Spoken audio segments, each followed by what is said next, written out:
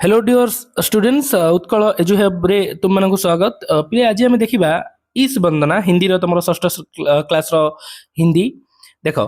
जिसने सूरज चांद बनाया, जिसने तारों को चमकाया, जिसने फूलों को महकाया, जिसने चिड़िया को चहकाया। जी पिले सूर्य आउ चंद्र तैयारी करछंती, आउ जी तारा मानकु आलोक देइछंती चमकीबा पई, आउ जी फूलों को महक देइछंती, आउ जी पक्षी मानकु छोट छोट पक्षी मानकु किचिरी मिचिरी शब्द करने ପାଇଁ ଶକ୍ତି ଦେଇଛନ୍ତି। जिसने सारा जगत बनाया, ଯିଏ सारा जगत को सृष्टि କରିଛନ୍ତି।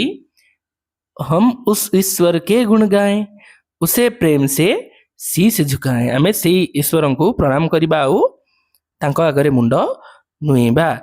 ये तुम हला ईश वंदन आरंभ होची पाठ।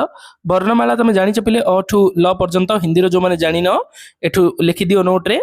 घोषा घोषी टी कर जहाद्वारा तुम मन भी रही हिंदी किसी प्रोब्लेम हेनी।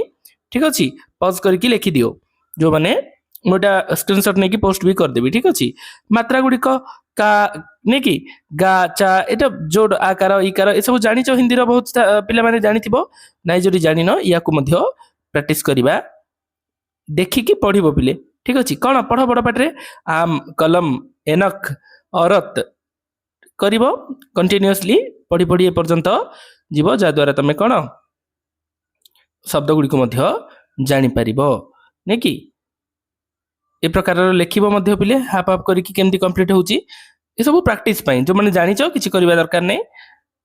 ठीक अच्छे नेक्स्ट आम तुम डायरेक्ट पाठ को जीवा। ठीक अच्छे प्रैक्टिस टिके कर हिंदी नेक्स्ट क्लास में नेक्स्ट पाठ पढ़ा।